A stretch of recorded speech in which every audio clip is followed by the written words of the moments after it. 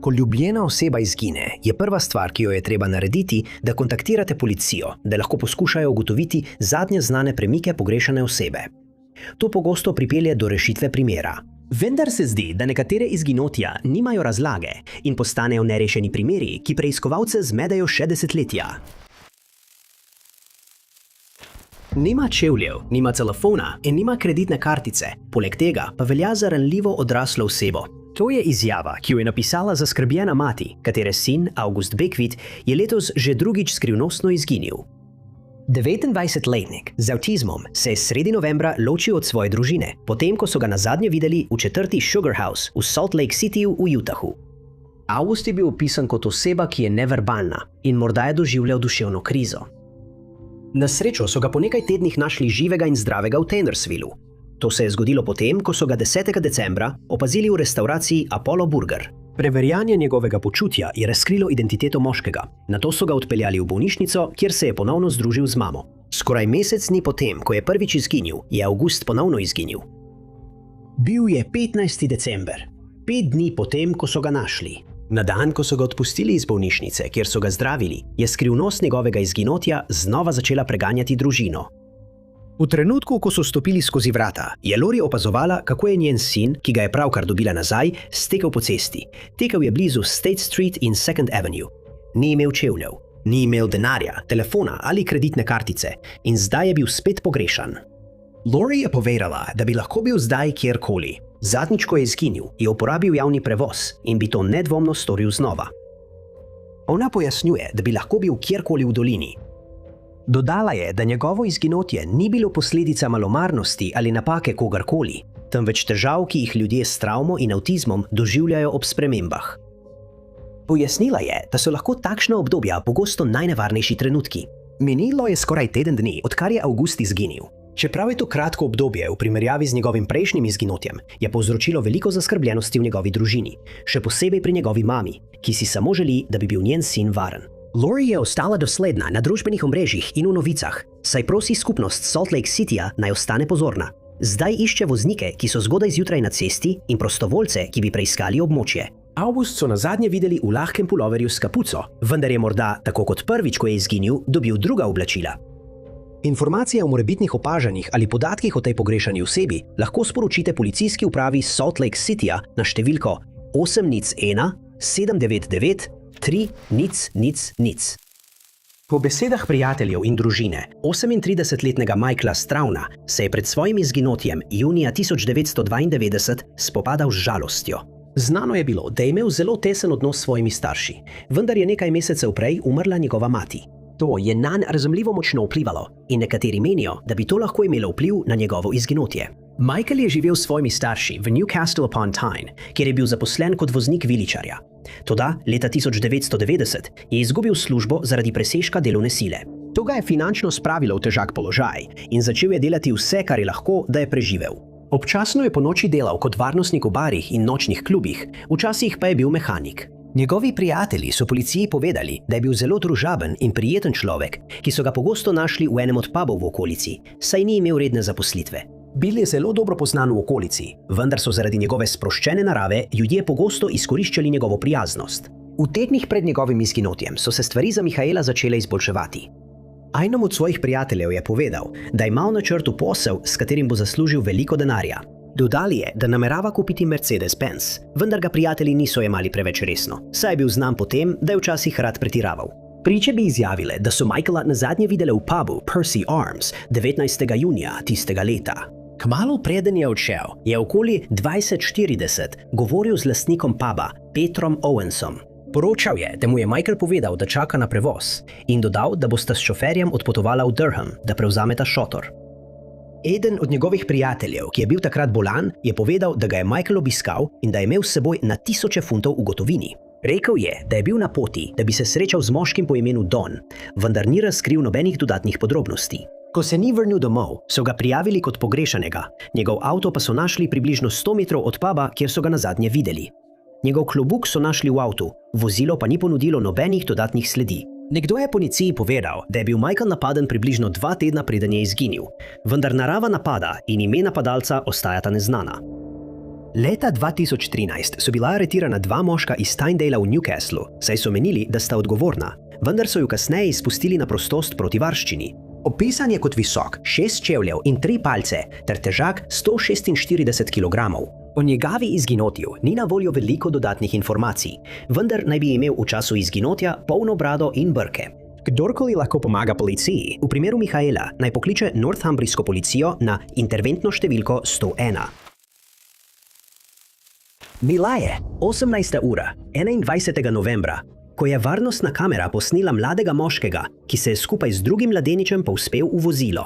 Ob 22. uri so prvega posameznika opazili v mestu Jackson Township v New Jerseyju, nato pa je izginil.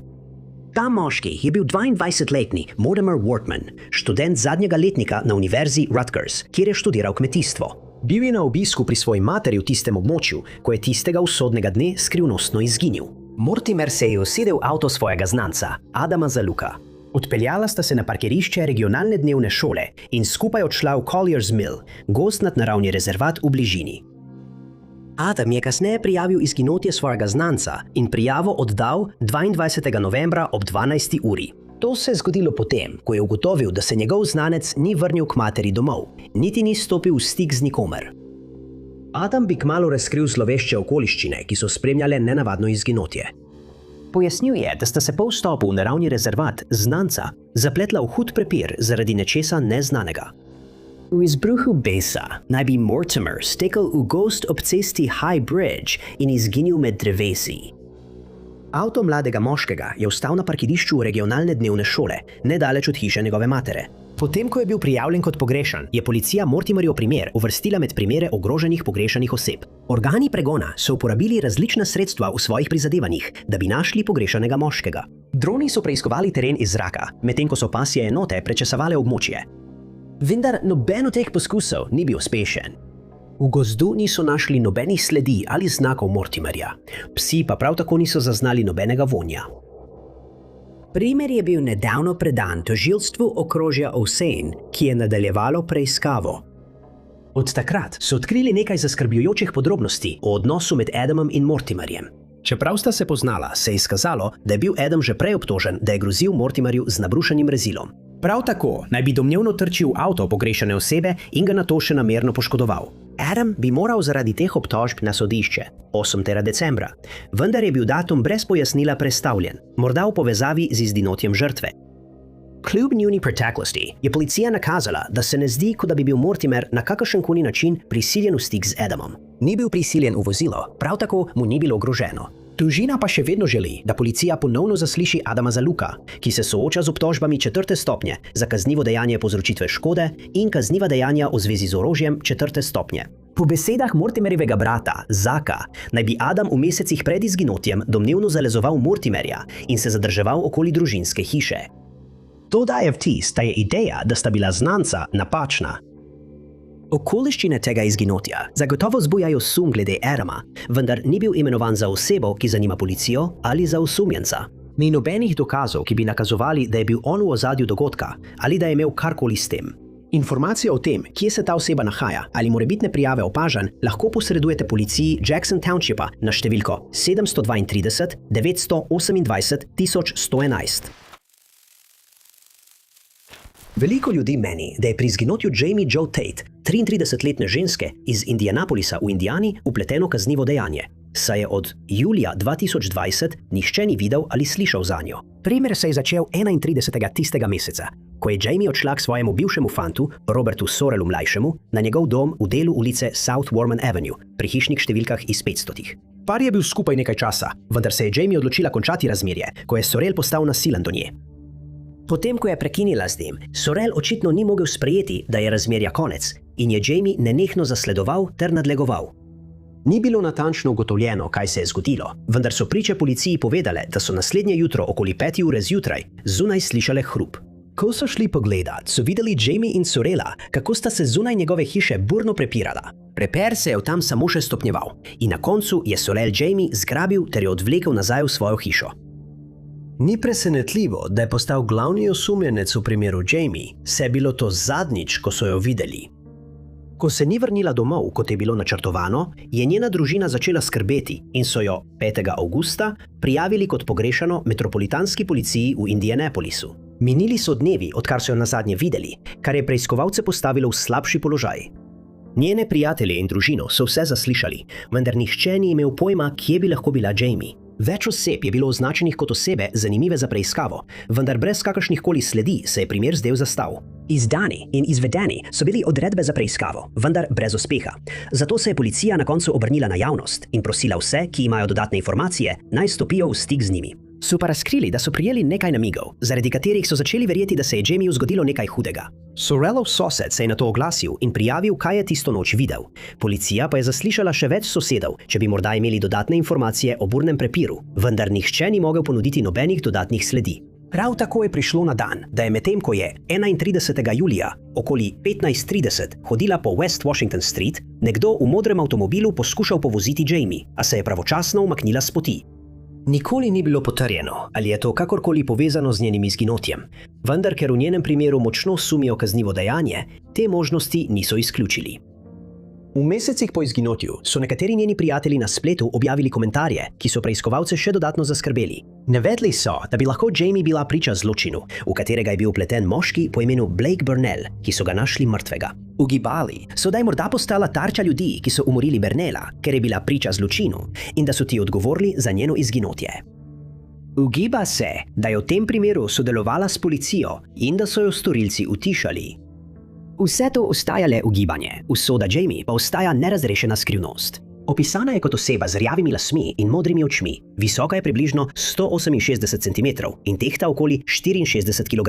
Vsakdo, ki lahko doda dodatne informacije k temu primeru, naj se obrne na metropolitansko policijo v Indianapolisu na številko 317 327 6160. Ime Jamie in številka primera sta MP7387. Kaj se je zgodilo s Thomasom Vaightom? To je prav tisto neodgovorjeno vprašanje, ki prevladuje v Oregonu od 14. oktobra. Okoli 10. ure zjutraj tistega dne je 78-letni moški zapustil svoj dom blizu Valley Crest Way in Circle Crest Drive v Forest Grovu. Odpravil se je na sprehod, kot je to pogosto počel, le da se tokrat ni več vrnil domov. Čeprav so mnogi domnevali, da bo to za moškega njegovih let le kratek sprehod, je Thomas prišel vse do Gales Creek Road, kjer so ga nazadnje videli okoli 15:30 tistega popoldneva. Ure so minevale, a v njem ni bilo ne duha, ne sluha.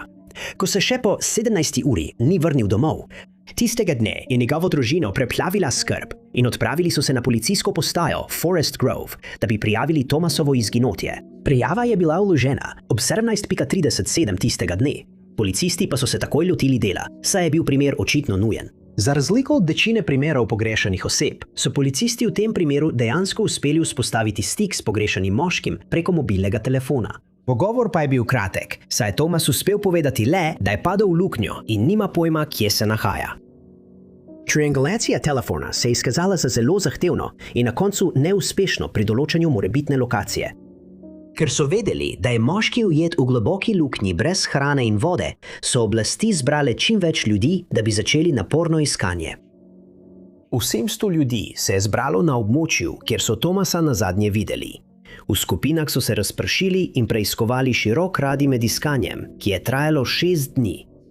A žal niso odkrili nobenih dodatnih sledi, ki bi preiskovalce usmerile v pravo smer. Na koncu so iskanje prekinili, policija pa je stopila v stik z vsemi prebivalci Gales Creek Roada in jih prosila, naj pregledajo svoje posesti. Wilson River Highway bi bila omenjena skupaj z Mystic Drive in Shearer Road. S to prošnjo so še dodatno razširili območje iskanja, a še vedno niso našli ničesar. Informacije o tej pogrešani osebi lahko posredujete policijski upravi Forest Grove na številko 5036 29 0111. Robert Terence McLaughlin, raper, ki je znan tudi pod vzdevkom Royal Francis, je predmet preiskave o pogrešani osebi, ki se je začela septembra 2017 in še vedno ni rešena. Takrat je postal znan raper v Jacksonvillu na Floridi in pogosto so ga hvalili zaradi udarnih besedil in energičnih nastopov v živo. Čeprav se je zdelo, da je njegovo življenje na pravi poti, pot do tja ni bila lahka, kar dokazuje tudi incident, ki se je zgodil leta 2014. Tistega leta je bil Robert udeležen v prometni nesreči, ki mu je nepreklicno spremenila življenje. Utrpel je travmatsko poškodbo možganov, vendar se je zahvaljujoč ustrezni medicinski oskrbi in podpori svojih najbližjih sčasoma lahko vrnil k svoji glasbeni karieri. Utrpel je delno izgubo spomina, vendar si je izjemno opomogel. Vendar pa so se 24. septembra 2017 stvari obrnile na slabše. Njegova mati je poročala, da jo je tisti dan obiskal in da sta pri njej doma gledala tekmo Jacksonville Jaguars. Kasneje tistega večera je odšel in rekel, da se bo srečal z nekaj prijatelji, da bi igrali košarko. Preden je šel tja, je znano, da se je najprej vrnil v svoje stanovanje, ki se je nahajalo v kompleksu Capper Landing. Saj so ga tam okoli 22. ure videli številni očividci. To je bilo zadnjič, ko je bil kdorkoli v stiku z Robertom. Ko ga naslednji dan niso mogli najti, je njegova družina obvestila policijo in začela se je preiskava. Medtem so njegovi prijatelji in družina začeli iskati na območjih, kjer je Robert običajno preživljal čas, vendar ga nihče ni videl. V tednih, ki so sledili, je njegova mati Angela postajala vse bolj frustrirana zaradi napredka primera. Medijem je povedala, da nikoli ni prejela nobenih obvestil od preiskovalcev in da običajno sploh ni vedela, kaj se dela, da bi našli njenega sina. Ko je policija odšla do Robertovega stanovanja, je našla njegov avto parkiran na običajnem mestu. V stanovanju pa so našli več njegovih osebnih stvari, vključno z denarnico, osebno izkaznico in oblačili. Njegovega telefona in ključa od stanovanja pa niso našli, zato domnevajo, da je imel te predmete s seboj, ko je izginil. Njegovi prijatelji in družina so povedali, da ne verjamejo, da je izginil prostovoljno, saj je imel dogovorjene nastope v Georgiji. Eden od Robertovih sosedov je nato se javil z dodatnimi informacijami. Povedali so, da so videli avto črnega Dodge Chargerja, ki je prispel v kompleks, nato pa so videli, kako je Robert vstopil van, vendar voznika niso mogli dobro videti. Dodatno zaskrbljenost je povzročilo dejstvo, da se je Robert najprej sprl z nekom, ki je sedel v avtu, medtem ko je še stal na stopnicah kompleksa, vendar se je nato očitno pomiril, preden je vstopil, kar so mu tudi naročili. Medtem je policija domnevala, da se je Robert preprosto preselil na novo območje, njegovi družini pa so povedali, da je star, več kot 18 let, zato lahko počne, kar želi. Policija pa navaja, da primer ostaja odprt in da bodo sledili vsem novim namigom, ki jih bodo prejeli. Roberta opisujejo kot osebo s črnimi lasmi in rjavimi očmi. Visok je približno 178 cm in tehta med 68 in 95 kg. Nazadnje so ga videli oblečenega v črne kratke hlače in črno majico. Na obeh rokah ima tetovaže, ima zlati zob in brado z dredi. Ko je izginil, vsak, ki lahko pomaga pri tej zadevi, naj se obrne na policijsko postajo Jacksonville na številko 904 630 2627. Dawn Rose je sedela in strmela v razporeditev slik svojega sina, razprostrtih po tleh. Nažalost, razlog, da so bile tam, ni bil zaradi kakšnega prihajajočega praznovanja. To so bile slike, ki jih je uporabila za plakate pogrešanih oseb in obupano je iskala odgovore ter prosila za kakršnekoli informacije, ki bi vodile do njenega sina, živega ali mrtvega. Ruben Carranza, tetovator in ustanovitelj ter direktor podjetja Carnal Canvas Inc. je bil prebivalec Greensburga v Pensilvaniji, ko je izginil. Okoliščine tega primera so srhljive in nejasne, saj je na voljo le malo podrobnosti.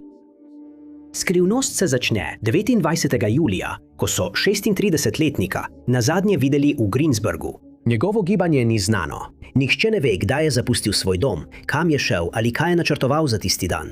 Toda ob 7:49 tistega jutra so signal njegovega mobilnega telefona zaznali na območju Mount Pleasant. To bi bil zadnji znak Rubenovega gibanja. Njegov telefon potem ni več oddal signala in nobene druge sledi v njem niso več našli.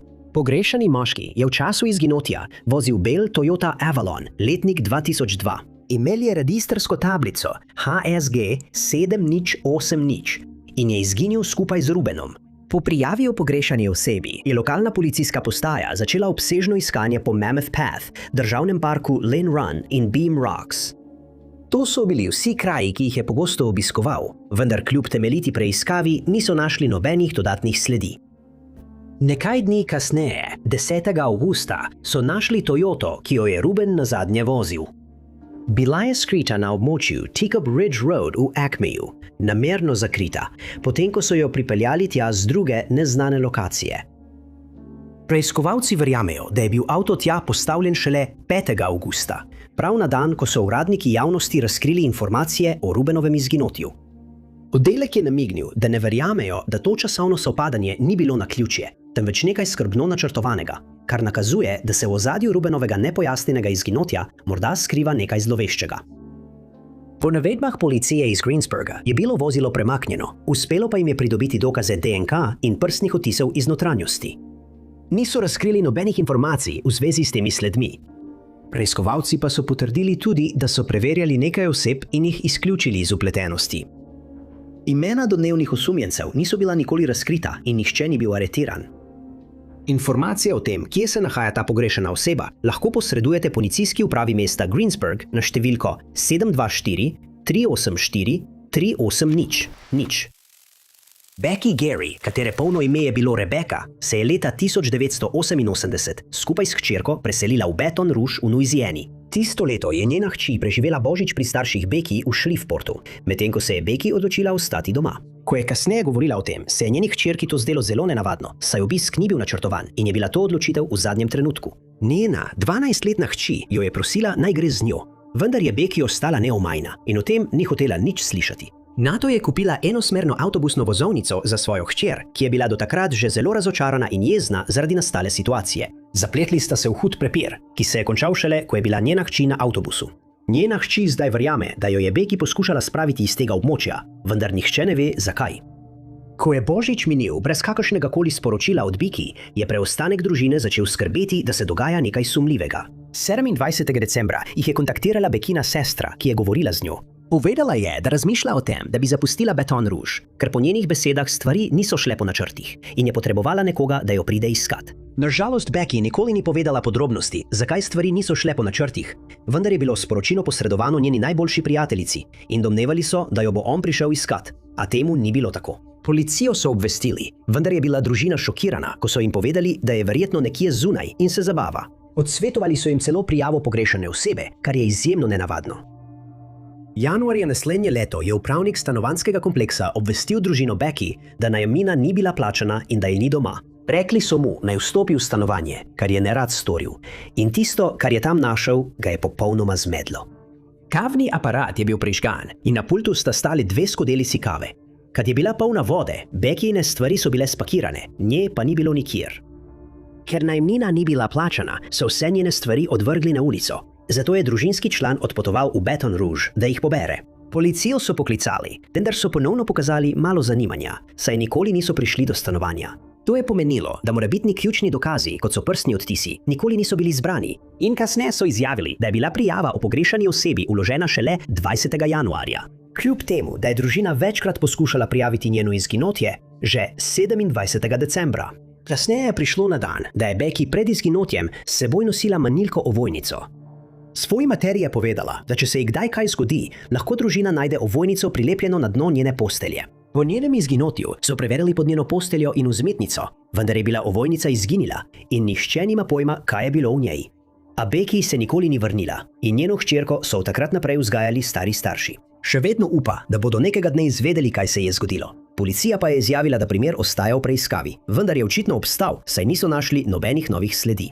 Becky je imela rjave lase in zelene oči. Takrat je bila visoka 155 cm in tehtala 48 kg.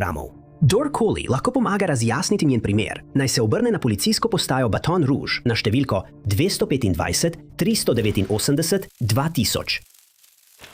Melissa Shirley Cassius je prebivalka Rancho de Taos v Novi Mehiki in zaposlena v nacionalnem laboratoriju Los Alamos. Delala je kot administrativna asistentka. Njen mož Mark prav tako dela v laboratoriju. V prostem času je Melissa uživala v lokostrelstvu, športu, v katerem je osvojila veliko pokalov. Bila je tudi strastna lovka. Bil je junij letos in za družino Cassius se je zdelo, da gre vse po običajni poti. To je trajalo do 26. junija, ko je nekaj nenavadnega in pretresljivega zajelo Taos. Tistega jutra je družina začela svojo običajno rutino, popila jutranjo kavo in se pripravljala na delo. Do 6:15 so prispeli v nacionalni laboratorij Los Alamos, kjer je Melissa ugotovila, da je pozabila svojo službeno izkaznico. Zaradi razdalje, ki bi jo morala prepotovati od Los Alamosa do Taosa in nazaj, se je odločila, da bo raje delala nadaljavo od doma. Preden pa se je odpravila tja, je naredila še nekaj postankov. Po besedah Melissine nečakinje se je ustavila na pošti in kasneje odložila svojo hčerko Sierro v kavarni v Taosu. Ko se je Sierra kasneje tisti dan vrnila domov iz službe, je našla hišo prazno. Avto njene mame je bil sicer parkiran na dovozu, njena denarnica, telefon in osebna izkaznica pa so bili v hiši. Melissa se je tisti dan nedvomno vrnila domov, vendar tam ni ostala dolgo.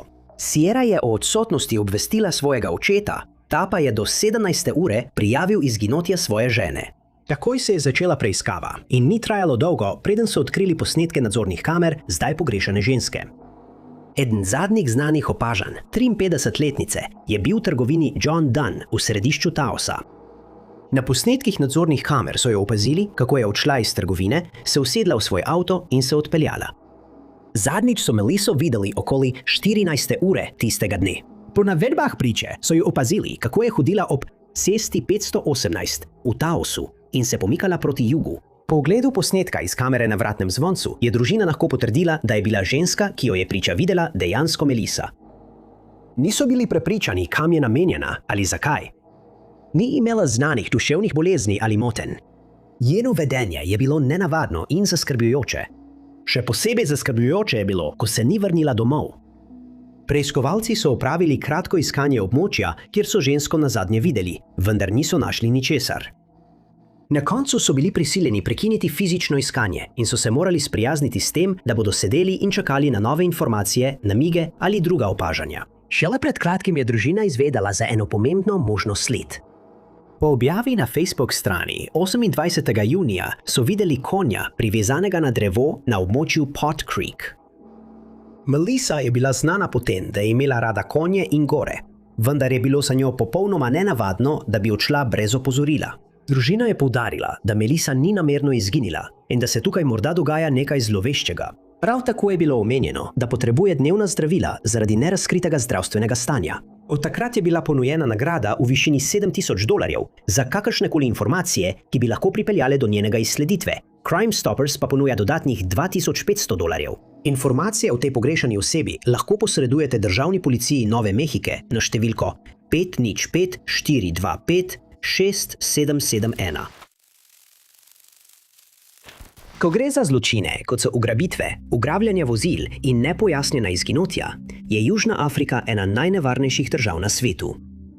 To je držalo že leta 2018, ko se je norveška študentka Marie Ustvold odločila odpotovati v to državo in se nikoli ni vrnila domov. Po njenem prihodu v Sedgefield v Zahodnem rtu je bila del turistične skupine, ki je 18. aprila tistega leta potovala po tem območju. In skupina naj bi se nastanila v Afro Vibe Backpackers blizu plaže Miole. Skupina je kasneje policiji povedala, da se je Marie odločila za sprehod, potem ko je par iz skupine odšel.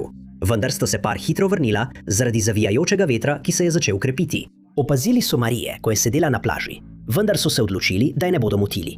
Preden so zapustili plažo, so naredili fotografijo oceana in to je bilo zadnjič, da so videli Marie.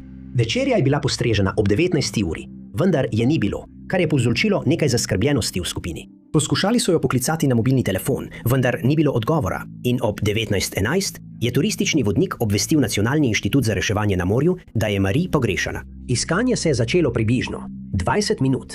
Kasneje s pomočjo iskalnih psov, policije za delo v skupnosti v Sedgefieldu, vendar Marie niso našli. Preiskali so tudi plažo, rečno ustje, sipine in okolico, vendar brez uspeha. Vreme se je zelo poslabšalo, morje je bilo zelo razburkano, zato so domnevali, da je morda poiskala zavetje v bližini. Vendar so kasneje tisto noč na plaži našli par belih čevljev, bel klobuk in iPhone. Potrdili so, da sta čevlja in telefon pripadala Mariji, klobuk pa je ostal skrivnost. Več dni so potekala iskanja iz zraka, v morju in na kopnem, vendar je Marija ostajala pogrešana. Nekateri so povedali, da je bila nazadnje videna v beli majici in modrih kavbojkah, medtem ko so drugi poročali, da je nosila temno cvetlično majico in črne hlače. Ker niso našli ničesar več, so iskanje sčasoma opustili in Marije nikoli niso našli. Če ste tisto noč videli Marijo ali imate kakršnekoli informacije, ki bi lahko pripeljale do njenega izsleditve, vas prosimo, da kontaktirate policijsko postajo Nisna na številko 044 203 6600 00. Nekaj zloveščega je prežalo v senčni ulici Universal Avenue v Pine Bluffu v Arkansasu maja. Nekaj, kar bi pripeljalo do zelo zagonetnega izginotja, brez kakršnihkoli sledi ali namigov, ki bi lahko pojasnili, kaj se je zgodilo. Skrivnost se je začela tiste srhljive noči, 13. maja ob 21. uri, ko je domačinka Janelle Brandon zapustila udobje svojega družinskega doma. Tisto noč je nameravala priti k prijateljici domov igrat karte. Kolikor so lahko ugotovili preiskovalci, sta Janelle in prijateljica tisto noč lepo preživeli, a je bilo veselje kratkotrajno. Ob 22. uri, le 1 uro po začetku igranja kart, je 43-letna ženska zapustila kraj.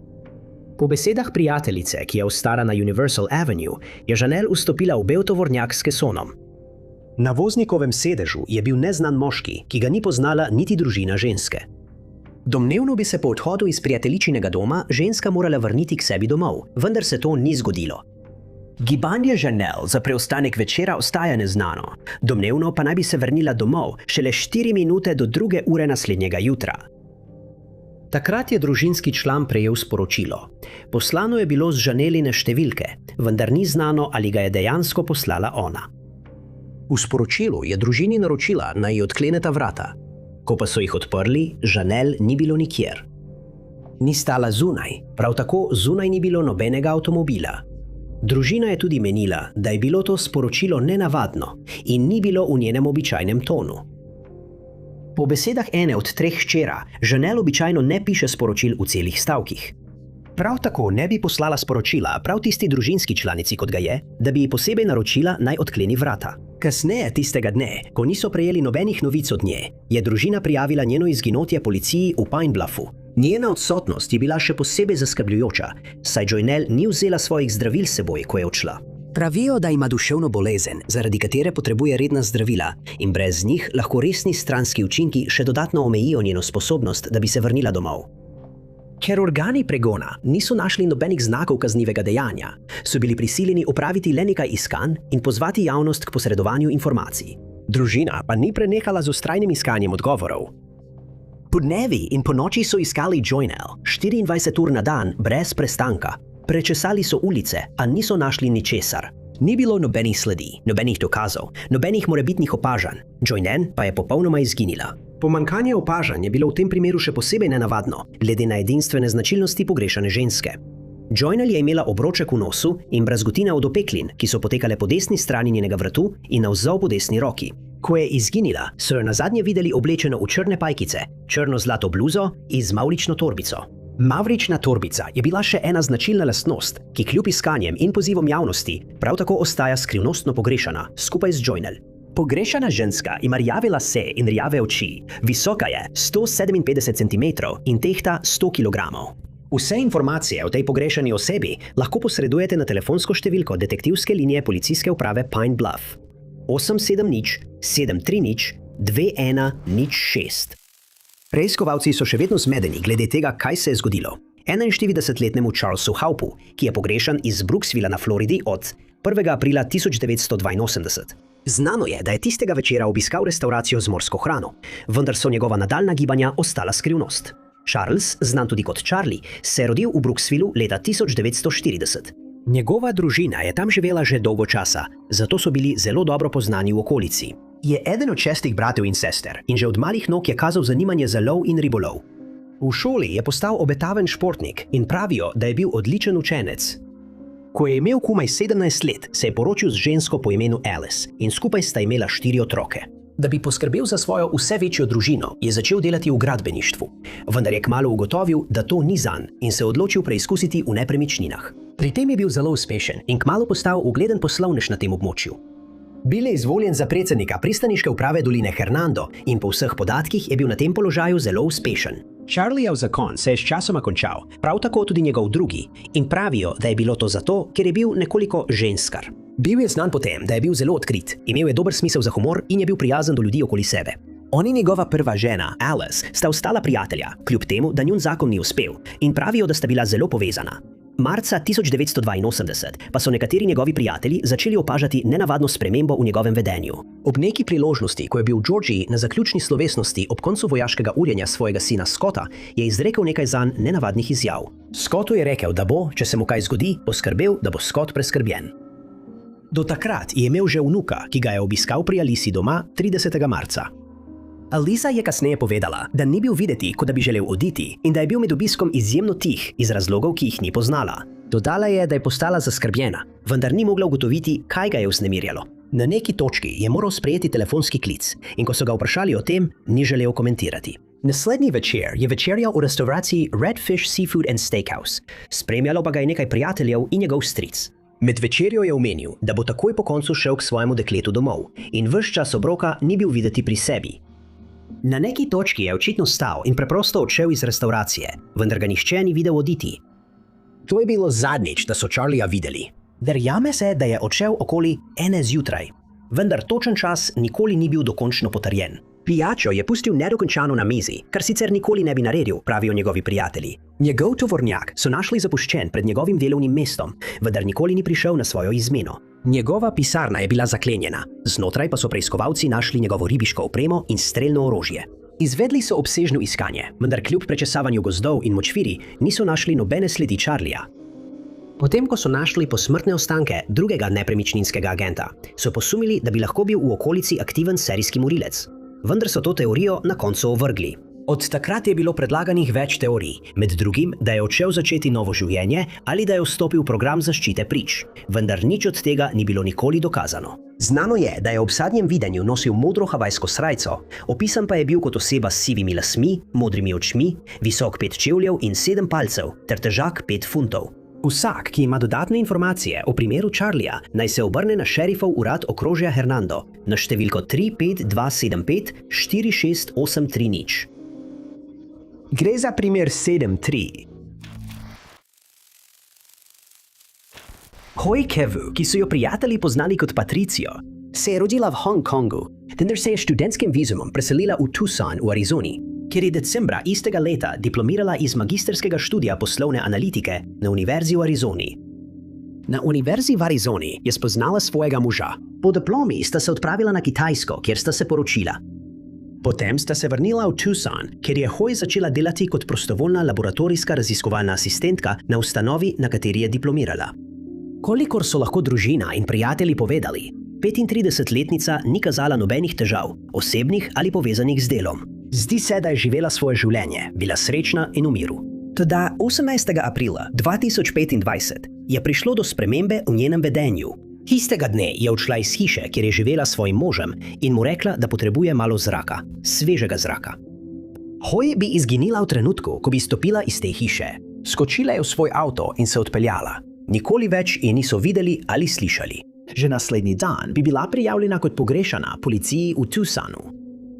Le 2 dni po njenem izginotju bi preiskava odkrila prvo vznemirjujočo sled. To je bil Hoin bil Volkswagen Tiguan iz leta 2019, ki je bil zapuščen na Wendy Pointu na gori Lemon, ob cesti Catalina Highway. Še bolj zaskrbljujoče pa je bilo, da sta bila njen telefon in torbica puščena v avtu. Hoi pa ni bilo nikjer. Naslednjih 6 dni so organi pregona izvajali obsežno iskanje na območju Wendy Pointa, vendar niso našli nobenih dodatnih sledi, ki bi lahko vodile do pogrešane ženske. Po navedbah šerifovega urada okrožja Pima ni bilo nobenih znakov kaznivega dejanja in ničesar, kar bi jih napeljalo na sum, da je prišlo do zločina. Pravzaprav ni bilo nobenih sledi, ki bi nakazovale karkoli. Od takrat policija analizira Hoijev telefon in prenosnik v upanju, da bodo odkrili nekaj, kar bi končno razjasnilo skrivnost.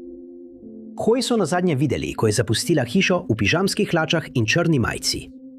Vse informacije ali morebitna opažanja lahko sporočite šerifovemu uradu okrožja Pima, ki je preiskovalna agencija, odgovorna za primer, in jih lahko kontaktirate na številki 520 351 4900.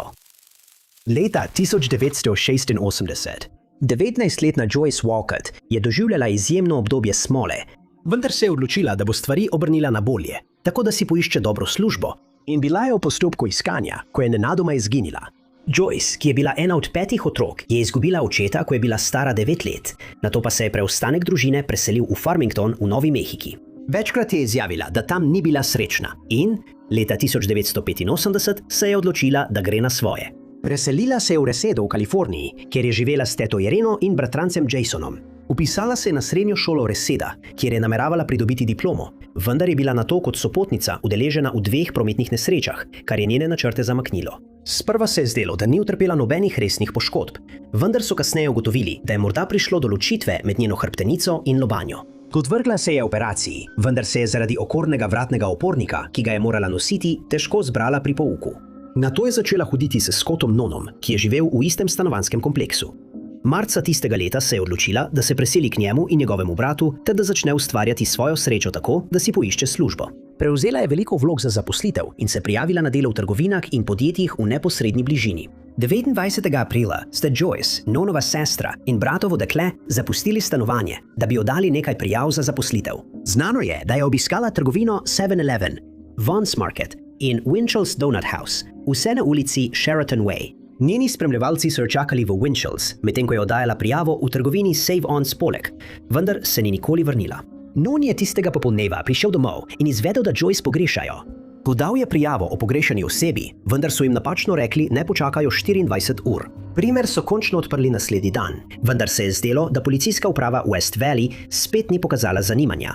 Ugibali so, da se je Joyce preprosto odločila zapustiti območje po lastni volji, čeprav so jim povedali, da to ni mogoče. Policija je sčasoma začela upravljati razgovore, vendar sta morala njun in njegov brat sama razdeljevati letake s podrobnostmi o primeru. Kasneje je prišlo na dan, da so priče videle Joyce, kako je sedela na avtobusni klopi in jokala. Druga priča pa je poročala, da jo je videla delati kot natakarico v restavraciji v Encinu. Od takrat niso našli nobenih novih sledi, družina Joyce pa je njen opis dala na voljo javnosti. Ima dolge kostanjevo, rdeče lase, rjave oči, visoka je 160 cm in je takrat tehtala 48 kg. Ko so jo nazadnje videli, je nosila modro-belo črtasto bombažno majico, modre kavbojke, bel pas in bele čevlje. Nosila je tudi LCD uro Timex in rumeno-kovinsko ogrlico z obeskom samoroga. Vsak, ki ve, kje se nahaja Joyce, naj pokliče policijsko upravo Los Angelesa na številko 213-485-2806. Številka njenega primera je 63. Sudiksha Konangi je prišla na svet decembra 2004. 2 leti kasneje je dobila status stalne prebivalke v Združenih državah Amerike in je živela v South Ridingu v Virginiji.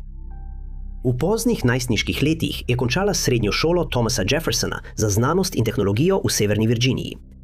Potem se je vpisala na univerzo v Pittsburghu, kjer je študirala predmedicino. Leta 2025 je še vedno študirala, ko se je 3 mesece po začetku leta odločila vzeti kratek premor. 3. marca je 20-letnica skupaj s 5 študentkami, ki so z njo obiskovale univerzo, prispela v Punta Cano v Dominikanski republiki. Prijavila so se v hotel Rio Republica, kjer so nameravale bivati ves čas svojega potovanja. Le nekaj dni po začetku njihovega potovanja pa se je začela skrivnost, ki bo dolgo ostala nerazrešena. In sicer ob 3 zjutraj 6. marca. Sudiksha in njene prijateljice so se srečale z 2 študentoma, od katerih je bil eden 22-letni Joshua Ribe iz Iowa. Skupina se je odločila, da gredo v lokalni bar, kjer so pili, dokler nekdo ni predlagal, da bi šli na plažo.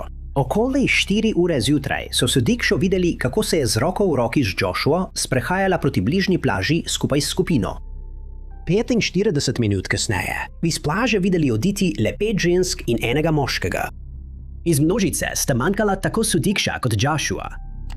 Ure kasneje so opazili Joshuo, kako zapušča območje brez mlade študentke.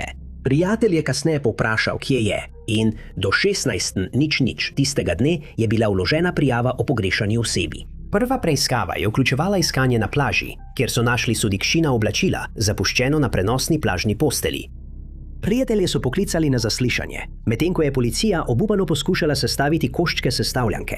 Joshua, ki ga v primeru ne obravnavajo kot osumljenca, je podal trditve o nadaljnjih gibanjih para, potem ko je njihova skupina prijateljev odšla, in podrobnosti so izjemno pretresljive. Trdil je, da sta se, ko so bili skupaj na plaži, oba odpravila v vodo, kjer sta stala do kolen v vodi. Nenadoma naj bi po njegovih besedah velik val pridrvel proti njima, zagrabil Sudiksho in jo potegnil v morje. Poskušal jo je zgrabiti in bi jo lahko rešil, če ne bi bil pod vplivom alkohola. Potem, ko je izgubil sled ženski, je Joshua postal slaboten in se na koncu onesvestil na obali. Večkrat se je prebudil. Ure kasneje se je komaj spominjal, kaj se je zgodilo. Na pretresljive dogodke zgodnjih jutranjih ur ve spomnil šele prijatelj, ki ga je vprašal, kje je pogrešana ženska. Od takrat Sudiksha ni nihče več videl ali slišal za njo. Nobena oseba, ki bi ustrezala njenemu opisu, ni naplavila na obalo in nihče ni poročal, da bi jo od takrat videl. Sudiksha je bila nazadnje videna v rjavem bikiniju z velikimi okroglimi uhani, kovinsko oblikovano gležnarico, jeklenimi zapestnicami in večbarvno zapestnico iz perlic. Njena družina je od takrat prosila, da Nacionalna policija Dominikanske republike preprosto razglasi, da je umrla. Izginotje. 18-letnega Scotta Hilberta je zavedeno kot izginotje v sumljivih okoliščinah, saj je bilo med preiskavo najdenih več zaskrbljujočih sledi. Vendar nobena od njih preiskovalcev ni pripeljala do tega, kje je bil.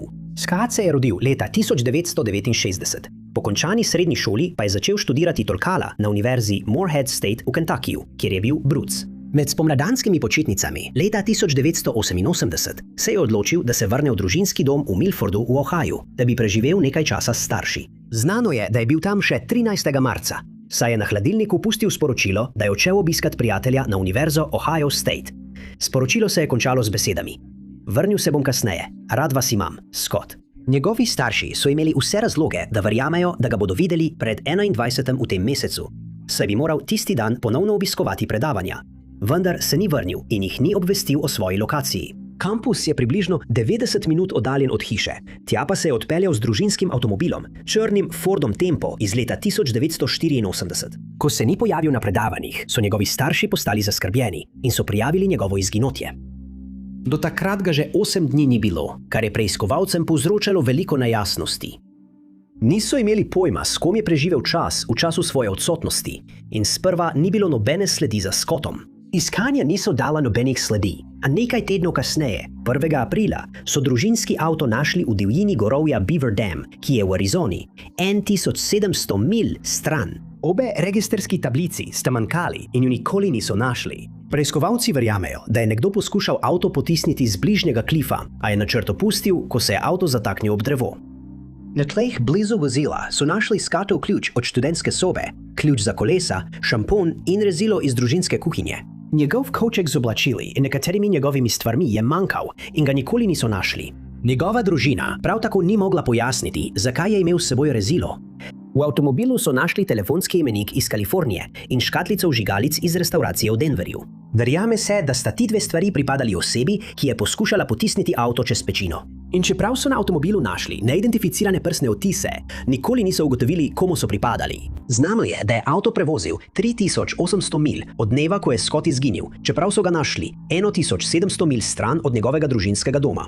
Scott ima rjave lase in zelene oči. Visok je približno 183 cm in je ob izginotju tehtal okoli 68 kg. Vsakdo, ki ima koristne informacije o njegovem primeru, naj se obrne na policijski oddelek v Union Townshipu na številko 5137 521 230. Scottova številka primera je MP 7926. Cannon Sullenberger je bil osebni trener, ki je bil lastnik Body Design Fitness. Po mnenju vseh, ki so ga poznali, je bil zanesljiva oseba in odhod brez opozorila zanj ni bil značilen. Ravno to je storil. Vendar Cannon v resnici ni želel oditi. Popolnoma je izginil, brez kakršnega koli namiga, ki bi lahko odgovoril na vprašanje, kaj se mu je zgodilo. Bilo je 16. februarja 2025, ko so Cannona, ki je bil takrat star 51 let, nazadnje videli v komusu. Ko se družina, prijatelji, stranke in njegovo podjetje niso mogli stopiti v stik z njim, so prijavili situacijo policiji, ki je nato v stanovanju preverila, ali je z njim vse v redu. Policija je našla stanovanje prazno, razen 3 psov, ki so bili tam zapuščeni. Zaskrbljenost se je po tej ugotovitvi začela stopnjevati. Cannon je oboževal svoje pse in jih nikoli ne bi prostovoljno zapustil. Kljub temu, policija ni našla nobenih dokazov o kaznivem dejanju. Zasebni preiskovalec, ki ga je najela družina, je ugotovil, da je morda izginil nekje med poznimi večernimi urami 16. in zgodnjimi jutranjimi urami 17. Okoliščine izginotja pa ostajajo nejasne in srhljive. Oblasti so v preiskavo vključile kinološke enote, da bi pomagale pri preiskavi. V 2 ločenih primerih so psi svoje vodnike pripeljali do južnih vrat stanovanjskega kompleksa in se ustavili sredi parkirišča Peace Health. Tukaj se zdi, da se von Cannona izgubi, kar nakazuje, da je morda vstopil v avto in izginil. Kljub temeljitemu pregledu okoliških podjetij, niti en sam posnetek nadzorne kamere ni razkril nadaljnjih gibanj pogrešanega moškega. Od izginotja dalje, družina in prijatelji razdeljujejo plakate po območju ter prosijo javnost za kakršnekoli informacije, ki bi lahko razkrile, kje se nahaja Cannon. Nekdanja stranka je izjavila, da bi skupnost z izgubo Cannona izgubila pravi zaklad, kar poudarja, kako pomemben in dobro poznan je bil med prebivalci Comusa. Informacije v zvezi s tem nenavadnim primerom lahko posredujete policijski upravi Vancouver, Washington na številko 360 487 7400. Minnie Loy, 28 let, odkar so Suzanne Lyle, bolj znano prijateljem in družini kot Suzy, nazadnje videli. Njen primer pa še vedno bega preiskovalcev v Albaniju v New Yorku. Suzy se je rodila v Saratoga Springs v New Yorku. Imela je 2 starejša sorojenca in večino otroštva je preživela v okolici Ballston Spa, kjer je obiskovala srednjo šolo. Bila je izjemno nadarjena učenka, ki je leta 1996 maturirala z odliko. Potem se je vpisala na Državno univerzo Zvezne države New York, kjer je začela študirati računalništvo. Ona in njen fant Richard Condon sta se spoznala in začela hoditi, ko sta bila še v srednji šoli, vendar sta obiskovala različne fakultete. V času njenega izginotja je Suzy živela v študentskem domu Colonial Quad na univerzi, da bi si lahko plačala šolnino, pa je začela delati v trgovini s programsko opremo Babbage's v mestu Troy. Trgovina se je nahajala v nakupovalnem središču Crossgate Mall, ki leži v Westmere in Guilderlandu, zahodno od Suzinega kampusa. Njena mati je policiji povedala, da jo je Suzy poklicala 1. marca 1998 in ji povedala, da ji zmanjkuje denarja. Njena mati ji je ponudila, da ji posodi nekaj denarja, vendar je Suzy dodala, da pričakuje naslednjo plačo kmalu in da bo do takrat v redu. Naslednje jutro je pisala vmesni izpit, po katerem so jo videli na več njenih predavanjih, ki so se končala ob 16. uri. Nato se je odpravila na delo v Babbage's in svojo izmeno zaključila ob 21. uri. Znano je, da je trgovino zapustila 20 minut po zaprtju, nato pa je kot običajno vstopila na avtobus Capital District Transportation Authority in se odpeljala nazaj v svojo študentsko sobo. Eden od njenih sošolcev jo je videl, ko je okoli 3:45 zvečer izstopila iz avtobusa na postaji Collins Circle. Nato bi imela približno 3 minute hoje do svoje študentske sobe, vendar tja nikoli ni prišla in od takrat je nihče ni videl. Richard je postal zaskrbljen, ko naslednji dan ni mogel najti Suzy in ko so mu povedali, da se ni vrnila v študentski dom, je stopil v stik z njenimi starši. Stopili so v stik z univerzitetno policijo, vendar so jim povedali, da so študentje občasno odsotni iz svojih sob in da se bo verjetno kmalu vrnila. Toda dogodki so nato dobili zlovešč preobrat. Naslednji dan je nekdo dvignil $20 z njenega računa na bankomatu v trgovini z mešanim blagom na območju Albanija. Znano je, da se je to zgodilo okoli 16. ure, vendar kamera v trgovini iz neznanih razlogov ni pokrivala območja, kjer je bil bankomat. Tako ostaja neznano, kdo je uporabil njeno debetno kartico. Ko so ga zasliševali, je Richard izjavil, da sta njeno PIN številko poznala le on in Suzy in šele potem, ko je bila njegov alibi potrjena, ni bil več osumljenec. Bil je pri prijatelju doma in igral video igre, ko je Suzy izginila. Nato pa je zavrnil poligrafski test in popolnoma prenehal sodelovati s preiskovalci. Kasneje je prišlo na dan, da je Suzy poskušala prekiniti z Richardom, vendar je začel jokati, zato si je premislila. Junija tistega leta so v parkirišču poleg Collinsovega krožišča našli Suzyn službena priponka iz trgovine Babbage's, vendar nikoli niso ugotovili, ali ga je izgubila tisto noč, saj je bil že zastarel. Poleg tega, voznik avtobusa, ki jo je videl tisto noč, ni mogel z gotovostjo trditi, ali je izstopila pri Collinsovem krožišču. Eden od njenih sodelavcev iz trgovine Babbage's je povedal, da se je Suzy že mesec dni pritoževala, da jo nekdo zalezuje, vendar nikoli ni povedala, kdo naj bi to bil ali zakaj tako misli. Za informacije, ki bi pripeljale do tega, da bi našli Suzy, je razpisana nagrada v višini $20,000. Ima svetlo rjave lase, ima modre oči, visoka je 160 cm in tehta 77 kg. Ima materino znamenje na levem mečnem delu in brazgotino na levem stopalu.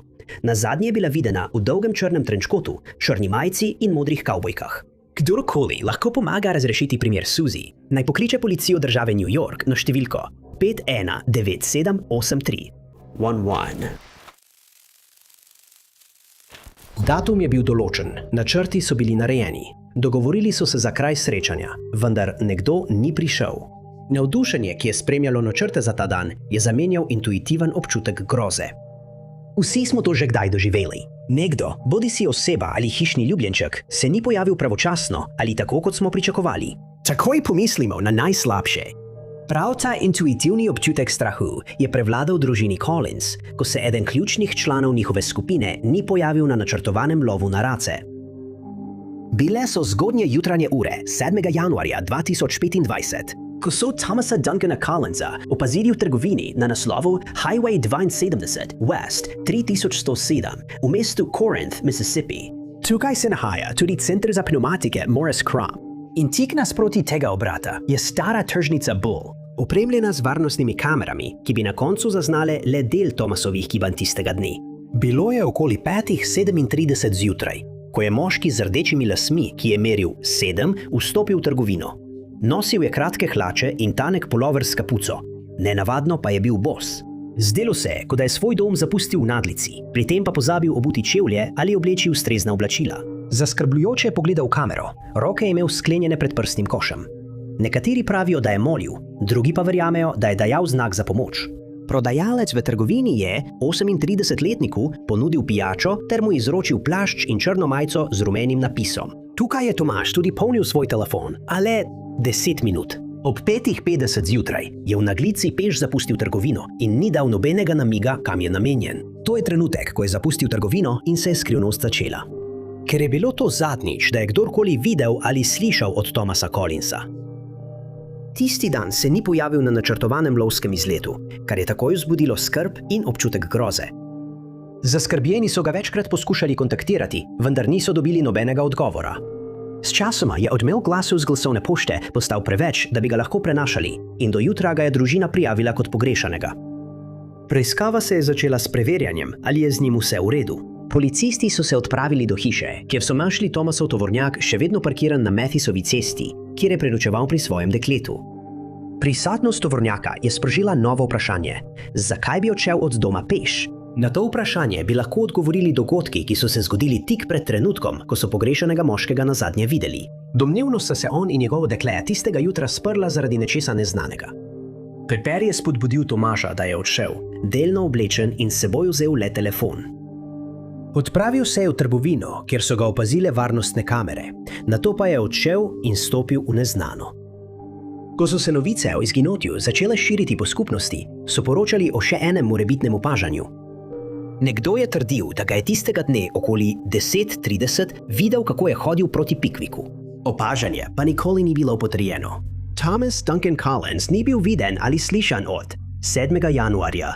V času izginotja je imel dolgo brado in nazadnje so ga videli v modri jopici s kapuco, črni prešiti jakni, zeleni kapi, večbarvne kratke hlače in črna majica z rumenim napisom, ki si jo je ovil okoli nog. Informacije lahko posredujete policijski postaji Korint na številko 662 286 3377.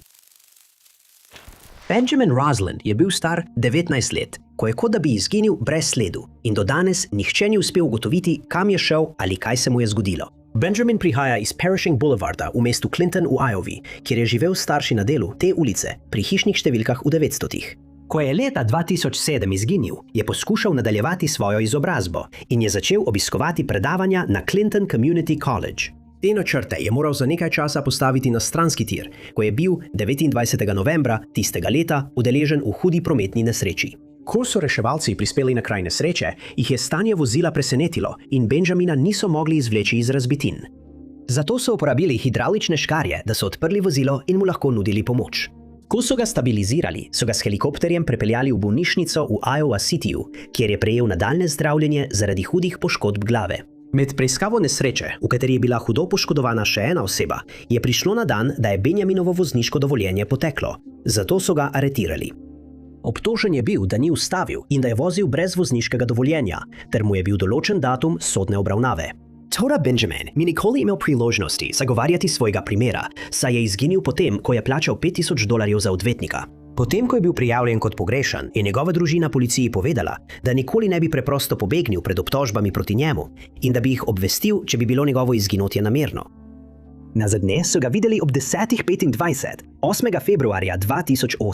Obiskal je prijatelja, ki je živel na delu 10. avenije pri hišnih številkah 400, prav tako v Clintonu. Medtem ko je bil tam, se je odločil, da gre peš do trgovine Hy-Vee čez cesto od hiše, da bi kupil nekaj prigrizkov, vendar se nikoli ni vrnil. Ko so pregledali posnetke varnostnih kamer iz okolice trgovine, ni bilo nobenega znaka Benjamina, kar nakazuje, da se mu je nekaj zgodilo, medtem ko je prečkal cesto. Med organizirano iskalno akcijo je policija našla enega od Benjaminovih čevljev na dvorišču prazne hiše, ki se nahaja na vogalu 13. avenije, jug in 3. ulice. Njegov drugi čevelj so kmalu zatem našli na vzhodni strani iste ulice. Preiskovalci so pozorno spremljali njegov bančni račun in dejavnost na mobilnem telefonu, vendar nobenega od teh niso uporabljali od dneva, ko je izginil.